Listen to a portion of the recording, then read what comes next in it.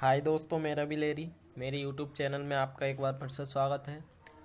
तो आज मैं आपको सिखाऊंगा कि गुणनखंड किस तरीके से किए जाते हैं और गुणनखंड किस तरीके से सॉल्व किए जाते हैं, गुणनखंड वाले सवाल किस तरीके से किए जाते हैं और गुणनखंड है क्या, इसका पूरा परिचय दूंगा मैं यहाँ। तो इस वीडियो को एंड तक ज़रूर देखें। तो सबसे पहली बात तो अपन करते हैं कि गुणनखंड है क्या। गुणनखंड क्या है? गुणनखंड क्या है? खंड, ठीक है ना। गुणनखंड क्या है दोस्तों? किसी भी संख्या के अगर टुकड़े कर दिए जाएं गुणा के रूप में, किसी भी संख्या के अगर गुणा के रूप में टुकड़े कर दिए जाएं तो उसको उस संख्या का गुणनखंड कहा जाता है।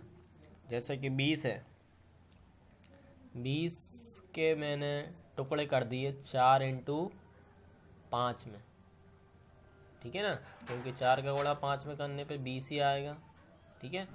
तो ये 4 और 5 क्या होगा, इसके टुकड़े हो गए, इनके बीच में गुणा का निशान लग रहा है, इसलिए ये टुकड़े किस रूप में हुए? गुणनखंड के रूप में, ठीक है ना। तो गुणनखंड ये होता है। तो गुणनखंड समझ में आया किस तरीके से गुणनखंड किया जाता है।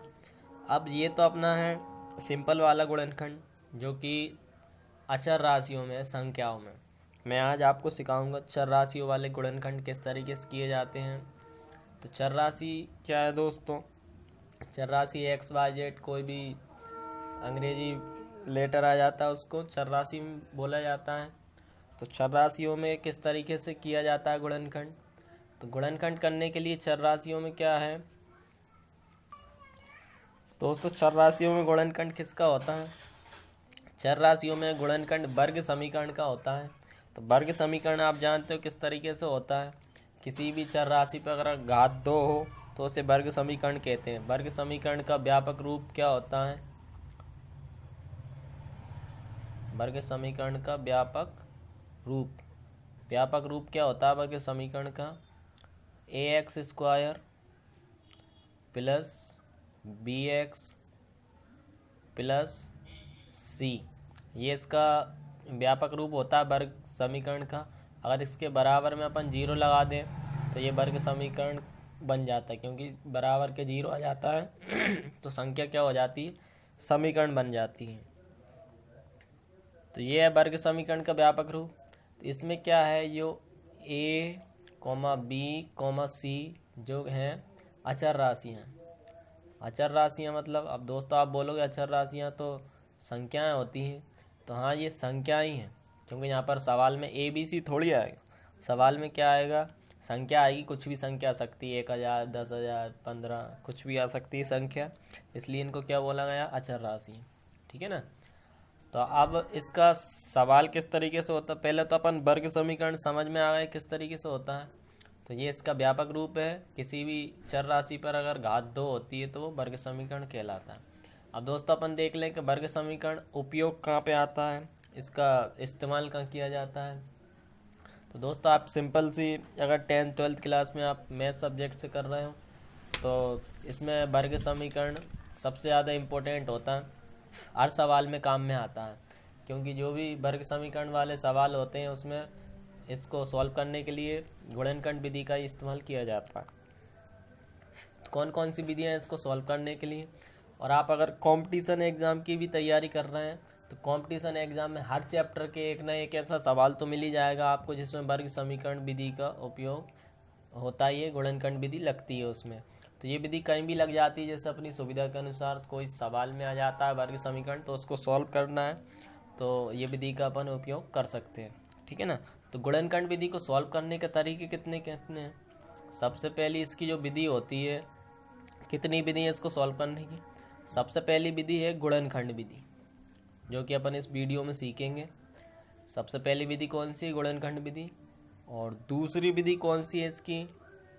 दूसरी विधि है इसकी श्रीधराचार्य जी की सूत्र विधि। श्रीधराचार्य जी की सूत्र विधि, श्रीधराचार्य जी की सूत्र विधि। और तीसरी जो इसकी विधि है वो है पूर्ण वर्ग बनाने वाली विधि। पूर्ण वर्ग बनाने वाली विधि। पूर्ण वर्ग बनाने वाली विधि। तो दोस्तों ये 3 विधियाँ हैं जिससे गुणनखंड ज्ञात किया जाता है, गुणनखंड निकाले जाते हैं। इन तीनों में से कोई सी विधि का अपन उपयोग करके गुणनखंड निकाल सकते हैं। तो दोस्तों आज अपन सीखेंगे इसकी गुणनखंड विधि, और जो सबसे आसान विधि है गुणनखंड विधि है। ये दोनों विधि थोड़ी डिफ़िकल्ट पड़ती हैं, लॉन्ग पड़ती हैं, इसलिए इनको नहीं करना अपन को। अगर आप कंपटीशन एग्ज़ाम की तैयारी कर रहे हैं तो गुणनखंड विधि से ही सीखना है अपन को। ठीक है दोस्तों, तो अपन देखते हैं किस तरीके से सॉल्व करते हैं। अभी मैंने बताया था किसी भी संख्या के अगर टुकड़े कर दिए जाएँ तो वो उसके क्या हो जाते हैं, गुणनखंड। अब ये तो है अपना संख्याओं में, ठीक है ना, चर राशियों में। अब यही होता है चर राशियों में। चर राशियों में भी क्या किया जाता है, उसके टुकड़े ही किए जाते हैं। क्या किया जाता है, टुकड़े। लेकिन इस तरीके से नहीं होते इसके टुकड़े। अब उसके टुकड़े किस तरीके से होंगे वो अपन वीडियो में देखते हैं। तो इसका अपन एक सवाल ले लें, सिंपल सा सवाल। और गुणनखंड को करने के लिए अपन 2-4 स्टेप देख लें। पहले स्टेप में क्या होगा, चलो पहले सवाल करके देखते हैं अपन। तो पहला सवाल क्या है इसका, x² प्लस के 15x और प्लस के 36 बराबर 0। ये अपना एक वर्ग समीकरण है। इसके अपन को क्या करना है, गुणनखंड करना है। तो गुणनखंड किस तरीके से करते हैं दोस्तों इनके डायरेक्ट टुकड़े नहीं हो पाते, जो कि अपन एलसीएम से कर देते हैं। जो संख्या वाले होते हैं उनको तो एलसीएम से कर देते हैं, एलसीएम करके उनके टुकड़े आ जाते हैं। लेकिन इस संख्या का अपन एलसीएम नहीं कर सकते क्योंकि इसमें 3 पद हैं, 1 2 3, और तीनों अलग अलग पद हैं। तो इसको एलसीएम से तो अपन कर ही नहीं सकते। तो इसको किस तरीके से करते हैं, इसको करने का तरीका होता है, सबसे पहले इसकी लास्ट वाली संख्या देखी जाती है। सबसे पहले इसकी क्या देखी जाती है, लास्ट वाली संख्या। तो लास्ट वाली संख्या कितनी है, 36 है। कितनी है, 36। लास्ट वाली संख्या 36 है। अब क्या करना है दोस्तों, कि अपन को ऐसी संख्या देखना है जिसका गुणा करने पर कितना आ जाए, 36 आ जाए। गुणा करने पर कितना आ जाए, 36। मतलब ऐसे टुकड़े देखना है जिनका गुणा करने पर कितना आता हो, 36 आता हो। ये पहली कंडीशन हो गई, ठीक है। जो लास्ट वाली संख्या आएगी वही गुणा करने पर आना चाहिए। दूसरी कंडीशन क्या है, जो टुकड़े मिलेंगे, मतलब 36 जो टुकड़े आएंगे उसका गुणा करने पर एक और कंडीशन लगेगी उसमें, कि जो भी टुकड़े आएंगे उनको जोड़ने पर 15 भी होना चाहिए। उनको जोड़ने पर कितना होना चाहिए, 15 भी होना चाहिए। मतलब गुणा करने पर आना चाहिए 36 और उन्हीं टुकड़ों को जोड़ने पर आना चाहिए 15। तो दोस्तों ये तो बहुत कठिन काम लग रहा है अपन को, कि गुणा करने पर 36 भी आना चाहिए और उन्हीं का जोड़ने पर 15 भी आना चाहिए। तो इसमें घबराने की कोई दिक्कत नहीं है, बहुत सिंपल सा तरीका है। अपन को बस ये देखना है कि 36 कौन कौन से पहाड़े में आता है। स्टार्ट करो 3 से ही। 3 के में आता है, 2 का तो 20 तक ख़त्म हो जाता, 3 के में भी नहीं आता 36, 3 का 30 तक ख़त्म हो जाता। 4 से स्टार्ट करते हैं अपन। 4 एकम 4 और 4 नाम 36। 4 नाम कितना आया, 36, ठीक है ना। दोस्तों अपन को 9 का गुणा 4 में करने पर 36 तो आ रहा, लेकिन 9 और 4 जोड़ने पर 13 हो रहा है। अपन को 13 नहीं चाहिए, कितना चाहिए अपन को, 15 चाहिए। तो ये गुणनखंड अपना कैंसिल, नहीं मिला, ठीक है ना। अब दूसरा 5 के पहाड़े में 36 तो आता नहीं है, 6 के पहाड़े में आता है। तो 6 कम 6 और 6 का 6 में किया तो कितना आ जाएगा, 36। तो यहाँ भी 6 को 6 में जोड़ने पर कितना आ रहा है, 12, लेकिन अपन को कितना चाहिए, 15। तो ये भी नहीं मिला। इस तरीके से अब 8 के पहाड़े में तो आता नहीं है, ठीक है ना। 9 के में आता है, 9 चौके 36, वो अपन कर चुके हैं। 4 और 9 वही एक ही बात है। 10 के में आता नहीं, 11 के में नहीं आता। अब कितने में आता है, 12 के में। तो 12 एकम 12 और 12 तिया 36। 12 तिया कितने होगा, 36, और 12 और 3 कितने हो गए, 15, ठीक है ना दोस्तों। तो ये टुकड़े अपन को क्या हुआ, मिल गए, ठीक है ना। ये टुकड़े मिल गए अपन को, 12 तिया 36 और 12 और 3 15। तो गुणा करने पर 36 आना चाहिए और जोड़ने पर कितना आना चाहिए, 15। तो ये टुकड़े अपन को मिल चुके हैं। ये टुकड़े क्यों ढूंढते हैं अपन, ये बीच वाली संख्या के टुकड़े करते हैं। बीच वाली संख्या के टुकड़े कर देते हैं कि गुणा करने पर 36 आना चाहिए और जोड़ने पर आना चाहिए 15। अब दोस्तों जोड़ने पर ही क्यों आना चाहिए, घटाने पर भी तो आ सकते हैं। गुणा करने पर, जोड़ने घटाने, जोड़ने का अपन इसलिए बोलते हैं क्योंकि अगर ये लास्ट वाली जो संख्या वो अगर प्लस की है तो ये टुकड़े जो होते हैं वो जुड़ के ही मिलते हैं, ठीक है ना। और अगर ये संख्या अगर माइनस की होती है तो ये टुकड़े जो होते हैं वो घटकर मिलते हैं। जैसे कि अपन ने 12 और 3 को जोड़कर 15 आया। अगर यहाँ माइनस होता तो यहाँ पर क्या करते अपन, 12 में से 3 घटाकर जो आंसर आता उस संख्या को यहाँ पर लाते अपन। ठीक है ना। तो दोस्तों अपन देखते किस तरीके से करना है इनको आगे। अपने टुकड़े क्या मिल गए, 12 और 3 मिल चुके हैं टुकड़े। अगले सवाल में अपन माइनस वाला भी करके देखें। तो टुकड़े क्या मिल गए, 12 और 3। ठीक है ना। तो इसको ऐसा कैसे लिखते, बस जो बीच वाली संख्या को तोड़कर लिखते हैं अपन। तो कितने में तोड़ा, 12 और 3 में। तो ये एक्स स्क्वायर ऐसा का ऐसा। ठीक है ना। और ये 15 को अपन क्या लिख लें तोड़कर, 12 और 3। तो ये लिख दिया अपन ने 12x और 3x। तो दोस्तों x क्यों लिखा, क्योंकि संख्या भी तो x वाली है ना, तो इसलिए अपन ने लिखा। तो प्लस का ऐसा और जोड़ने पर मिल रहा है तो जोड़ने के लिए दोनों को प्लस का ही करना पड़ेगा अपन। ठीक है ना। और प्लस के 36 बराबर 0। इस तरीके से अपन ने जोड़ कर लिख लिया। अब एक बार चेक करना है कि अपन ने जो किया उस पर कुछ दिक्कत तो नहीं। तो ये प्लस का, ये भी प्लस का, तो 12 और 3 कितने हो गए, 15 हो रहा है प्लस के। और 12 का अगर 3 में गुणा करेंगे तो 12 3 36।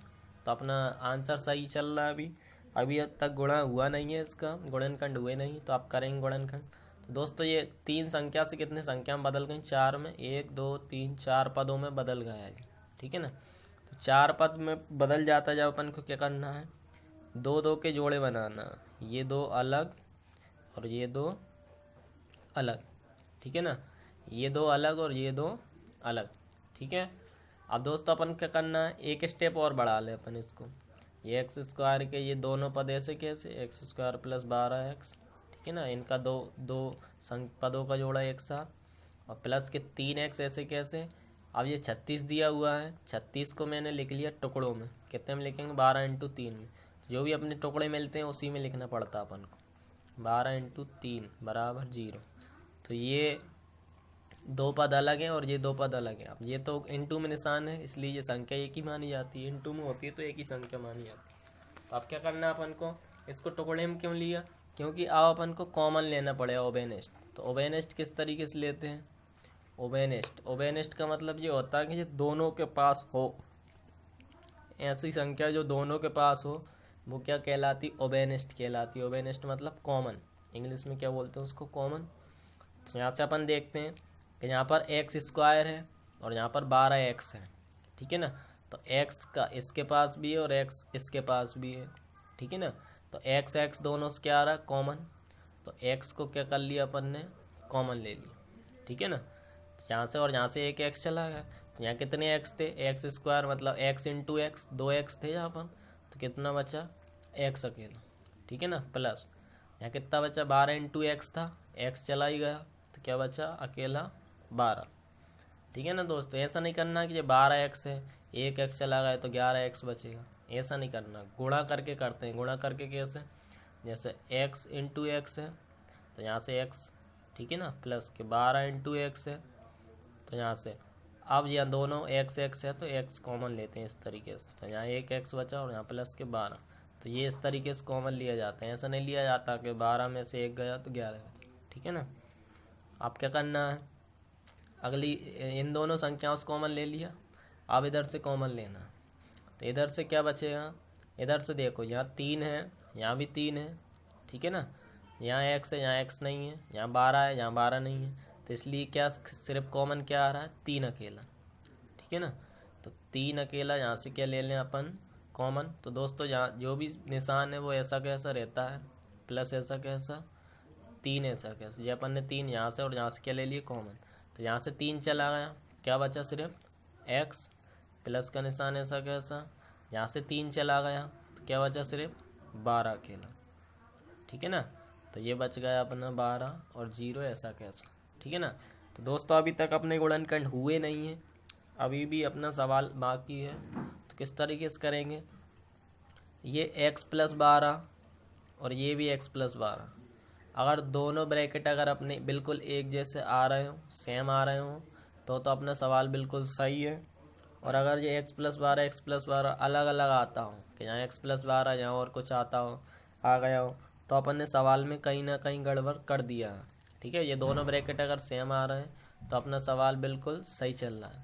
ठीक है ना। तो क्या करें अपन, ये दोनों ब्रैकेट क्या है, तो ये पूरा एक पद बन गया और ये पूरा एक पद बन गया, ठीक है ना। तो इसमें क्या होता है कि x+12 इस वाले के पास भी है, x+12 इस वाले के पास भी है। तो x+12 दोनों में से क्या आ गया, कॉमन। तो ये कर दिया अपन ने x+12 क्या कर दिया, कॉमन। अब यहाँ से x+12 चला ही गया, तो यहाँ से क्या बचा, सिर्फ यहाँ से बचा x, यहाँ से x+12 चला गया, तो यहाँ से क्या बचा, सिर्फ 3, और निशान ऐसा का ऐसा। तो दोस्तों ये इस तरीके से अपना गुणनखंड आ चुका है। ये दो टुकड़े हो चुके हैं इस पूरे पद के। ये वर्ग समीकरण था, इसके दो टुकड़े हो चुके हैं, ये x+12 और x+3। तो दोस्तों ये गुणनखंड बहुत सवालों में काम में आएगा। हर स्टेप में बहुत से सवाल कंपटीशन मिलते हैं अपन को, हर चैप्टर में इसके सवाल मिल जाते हैं। गुणनखंड विधि है, ये तो सवाल नहीं है, क्योंकि विधि तो। और दोस्तों आपको कंपटीशन के लिए मैं बता दूं कि ये 3-4 विधियां हैं जो कंपटीशन में काम आती हैं। सबसे पहले अपनी विलोपन विधि है, विलोपन विधि, और गुणनखंड विधि जो अभी अपन ने सीखी है, विलोपन विधि, गुणनखंड विधि, और तीसरी आती है अपनी भाग विधि। तो ये तीनों विधियां आपको कैसे ना कैसे सीखना ही है। अगर आपको कंपटीशन मैथ्स का फाइट करना हो तो ये 3 चीज़ें तो आपको आनी ही चाहिए।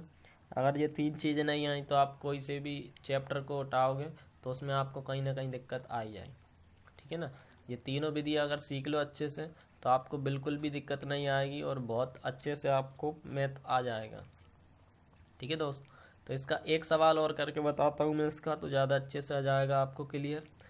तो एक और सवाल ले लें अपन इसको। ये तो अपन ने प्लस वाला किया था, अब करेंगे अपन माइनस वाला, ठीक है ना। माइनस वाला किस तरीके से करते हैं तो देखते हैं दोस्तों। तो दोस्तों अपन ने अभी तक प्लस वाला किया था, अभी एक और सवाल करके देख ले रहे हैं माइनस वाला।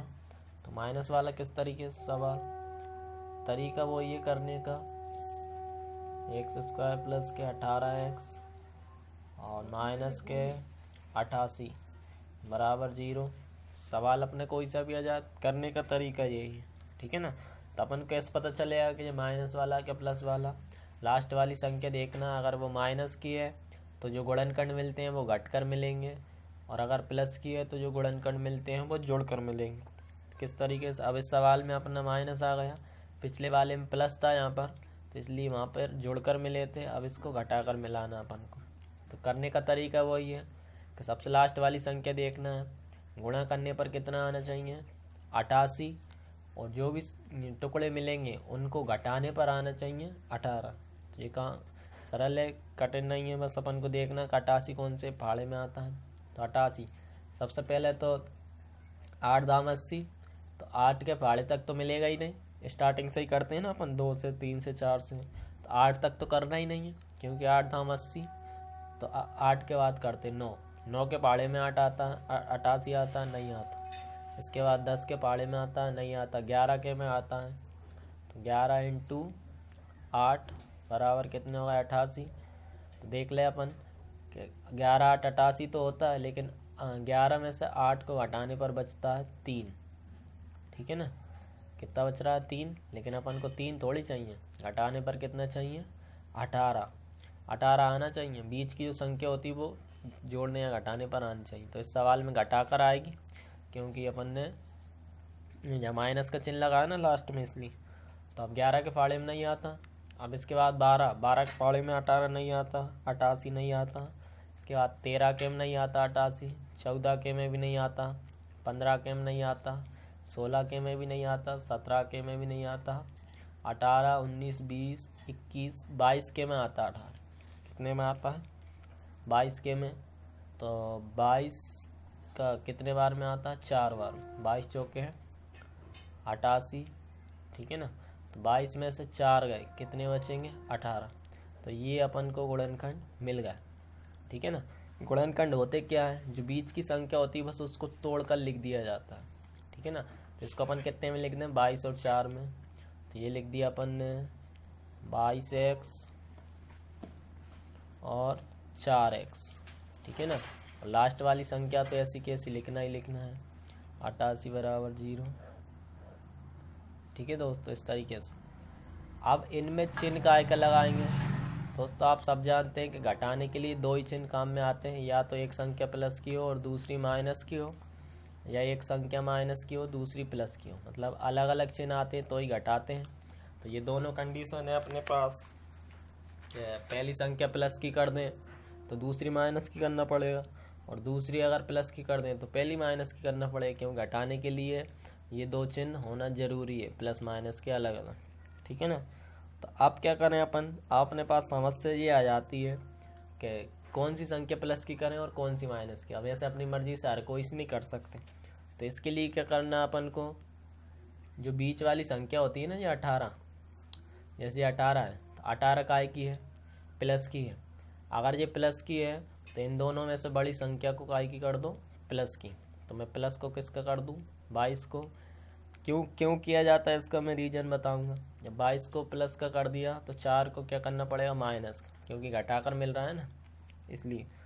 अपन 22 में से अगर 4 घटाएंगे तो कितने बचेंगे, 18 ही बचेंगे। 22 में से 4 घटाएंगे तो 18, और 22 प्लस का 4 माइनस का। अब दोस्तों मैंने बताया था कि घटाकर जो भी आंसर आता है या जोड़कर आता है उसमें बड़ी संख्या का चिन्ह लगता है। तो बड़ी संख्या कौन सी इन दोनों में से, प्लस की है, ठीक है ना, 22। तो इसलिए ये 18 काय के हो जाएंगे, प्लस के, और अपने 18 भी काय के हैं, प्लस के ही हैं। इसलिए 22 को अपन को प्लस का करना पड़ा। अगर 22 को अगर अपन माइनस का कर देते तो घटाकर क्या बचते हैं, माइनस के 18 बचते हैं, लेकिन अपन को क्या चाहिए, प्लस के 18। ठीक है ना। तो इसलिए 22 को प्लस का करना पड़ा। हर सवाल में यही करना है कि जो बीच वाली संख्या हो वो अगर प्लस की हो तो बड़ी संख्या प्लस की कर दो, अगर वो माइनस की है तो बड़ी संख्या माइनस की कर दो। ठीक है ना। अब दोस्तों आगे का तरीका वही है अपना, 4 पदों में से 2 को बांट लें अलग, 88 को टुकड़ों में लिख लें अपन। तो एक्स स्क्वायर प्लस के 22x ऐसा कैसा 22x, ठीक है ना, शुरू से लिख दें एक्स स्क्वायर प्लस के 22x ऐसे कैसे, माइनस के 4x भी ऐसे कैसे। 88 को लिख दूँ मैं 22 × 4 बराबर 0। जो टुकड़े मिलते हैं अपन को उनमें ही लिखना है इसको। ठीक है ना। अब इसको 2 टुकड़ों में बांट लिया अपन ने। अब कॉमन लेने का तरीका वही है, यहाँ से x और यहाँ पे भी x, तो x क्या आया कॉमन, तो यहाँ से x कॉमन आ गया। यहाँ x कितने थे, 2 थे, x की घात 2 है ना, इसलिए x × x, तो 1x बचा, प्लस के यहाँ से 1x चला गया तो क्या बचा, 22। ठीक है ना। अब इधर ऐसा आ जाओ, ऐसा इधर करना, यहाँ 4 है, इसमें भी 4 है, इसमें x है, इसमें x नहीं है, तो इसलिए x कॉमन नहीं आ रहा, क्या कॉमन आ रहा है, 4। तो 4 अपन ने कॉमन लिया, तो ये काय का चिन्ह है, माइनस का, तो ये कर लिया अपन ने। तो यहाँ से अपन ने जो चिन्ह था माइनस का, माइनस का ऐसा कैसे लगाना, अगर प्लस का होता तो प्लस का लगाते हैं। तो 4 कॉमन आ गया, तो क्या बचा यहाँ से x, ठीक है ना, और यहाँ से भी 4 चला गया कॉमन, यहाँ पे क्या बचा 22। अब इसका जो बीच का जो चिन्ह है माइनस का, अब यहाँ माइनस का नहीं लगेगा, क्योंकि यहाँ अब बाहर क्या आ गया, माइनस। जब बाहर माइनस आ जाता है तो अंदर का चिन्ह बदलना पड़ता है। अगर यहाँ प्लस होता तो यही का यही चिन्ह आता, अब यहाँ क्या आ गया माइनस, इसलिए माइनस का अपन क्या कर दें, प्लस कर दें। ठीक है ना, करना ही पड़ता है अगर बाहर माइनस आ जाता है। तो अब ये दोनों ब्रैकेट अपने सेम है, ठीक है ना, दोनों ब्रैकेट अगर सेम आ रहे हैं तो अपना आंसर जो है वो सही चल रहा है। ठीक है ना, बराबर हम 0 लगा सकते हैं।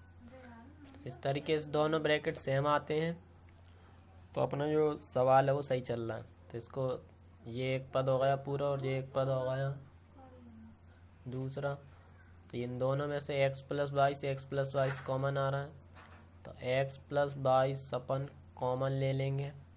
पर क्या बचा, इधर से x + 22 कॉमन में चला गया, क्या बचेगा इधर से x, इधर से x + 22 कॉमन में चला गया, इधर से क्या बचा 4। ठीक है ना, और बराबर में क्या चल रहा है 0। तो इस तरीके से अपन सवालों के टुकड़े हो चुके हैं। जी गुणनखंड हो गया वर्ग समीकरण का।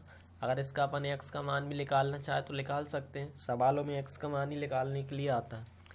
तो इसको अपन बराबर में 0 है, ये भी बराबर में 0, तो x + 22 बराबर 0 कर सकते हैं, x - 4 बराबर भी 0 कर सकते हैं, क्योंकि दोनों के बराबर में क्या है 0 है।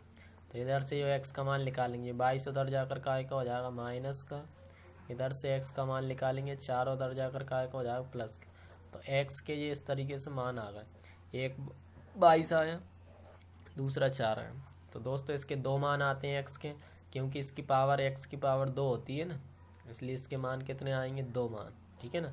अगर x की पावर 3 होती है तो वो त्रिघाती समीकरण कहलाता है, उसके आंसर 3 आते हैं। ठीक है ना। वैसे 3 घात वाला गुणनखंड विधि से नहीं होता, उसके लिए अलग से विधि आती है। तो अभी तो अपन वर्ग समीकरण ही सीखना है किस तरीके से करना है। तो इस तरीके से वर्ग समीकरण किया जाता है, गुणनखंड किया जाता है। तो ये वीडियो आप सबको पसंद आए तो अपने सभी दोस्तों के साथ शेयर करें, और जिन लोगों ने अभी तक चैनल सब्सक्राइब नहीं किया है तो चैनल को सब्सक्राइब ज़रूर करें, और बेल आइकन का एक छोटा सा निशान आता है उसमें, तो उसको बेल आइकन के ऑल नोटिफिकेशन पर उसको बटन को क्लिक करना है अपन को। इससे जो भी हम वीडियो बनाते हैं वो आपके पास डायरेक्टली पहुंच जाएगा नोटिफिकेशन के द्वारा, तो आपको सर्च करना नहीं पड़ेगा। तो इसलिए सभी दोस्तों के साथ शेयर करें और सबके साथ देखें इस वीडियो को, और सभी दोस्तों को सिखाएं इसके द्वारा। थैंक यू, धन्यवाद।